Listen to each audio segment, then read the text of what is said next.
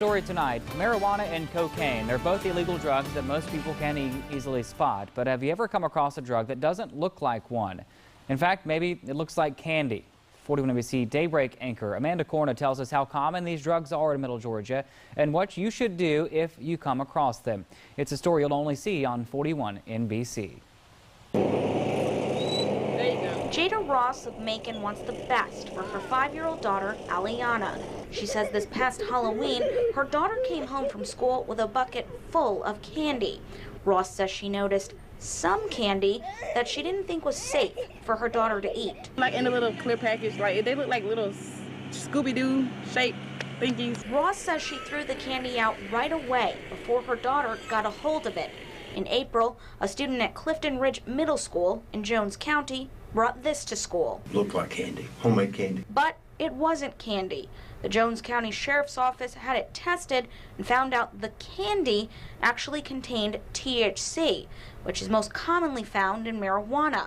Major Earl Humphreys with the Jones County Sheriff's Office says this student brought a lot of this candy to school. Eventually we had recovered approximately 22 pieces of the candies, about quarter size, all individually wrapped. Humphreys says 5 students ate the candy and 1 student got sick from eating it.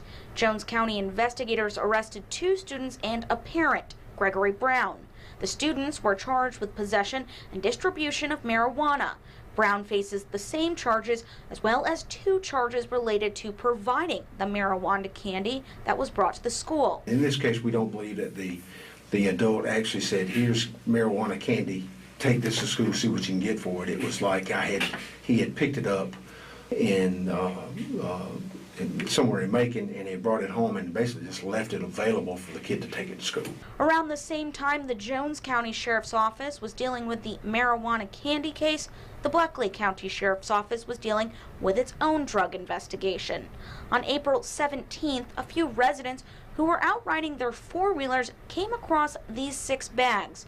They called the sheriff's office and investigators came to look at them. Investigators believe 1 bag contains cocaine. They believe the other 5 contain ecstasy in different colors and shapes. Bleckley County Chief Sheriff's Deputy Daniel Cape believes the drugs are tied to a much bigger case. Based on some information we had and the lengthy investigation of that roundup that happened 7 days before that, which was April the 10th, we arrested 36 people.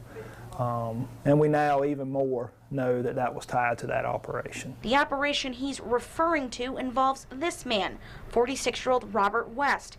He was arrested in February for trafficking drugs, including cocaine, meth, marijuana, and investigators now believe this ecstasy as well.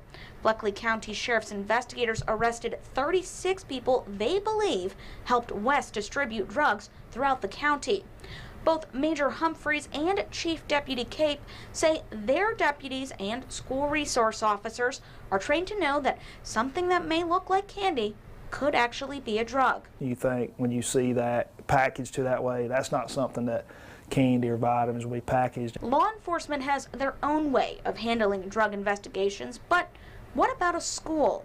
Lionel Brown is the superintendent of the Peach County School District. He says he's never dealt with a situation where a student has brought a drug that looks like candy to school, but they do have a plan in place if that ever happens. You want to assess it and see exactly what it is. You want to try to investigate to see who brought it, okay? And also who it was sold to. Brown says all the schools in the district have a school resource officer as well. He says if there's ever a situation where a student brings drugs into school, school administrators and the resource officer work hand in hand to find out what happened. Brown says depending on the severity of the situation, a student could be arrested. Brown and his staff come up with their own punishment for the student too. It could range from a short-term suspension all the way up to a recommendation to expel that child from the school system. Although these types of drugs are in Middle Georgia, both Humphreys and Cape say their deputies don't discover them often. Major Humphreys says the case at Clifton Ridge Middle School is the first time the Jones County Sheriff's Office has come across a drug that looks like candy. Chief Deputy Cape says his office comes across ecstasy about 5 to 10 times a year. He says his deputies deal with more cases involving cocaine or meth. He estimates the sheriff's office deals with 100 of those cases combined a year. However, both Humphreys and Cape say if anyone comes across something they're not sure about, say something. Certainly don't take anything that someone gives you, even if it does look like candy, because this is what it could be. It could be ecstasy, it could be something other dangerous. It's the same advice Jada Ross plans to give her daughter when she's a little older. Tell her to come to me first before, actually trying it. Even if it looks like regular candy, just let her know, because it's a matter of if it's really candy or not. So I would want her to come to me before, actually putting it in her mouth. We reached out to the Jones County School District superintendent and the principal of Clifton Ridge Middle School for a comment on the student bringing marijuana candy to school, but never heard back. Amanda Corna, 41 NBC News. Well, Gregory Brown, who was arrested in that case involving the marijuana candy in Jones County, is currently out on bond. He has not been indicted, and his case is expected to go before a grand jury next month. As for Robert West, his case will also go before a grand jury in Bleckley County. And parents, there are warning signs to watch for if your child eats anything with THC in it. According to Poison Control, signs include altered mood and perception, a fast heart rate, impaired coordination, impaired judgment, and forgetfulness.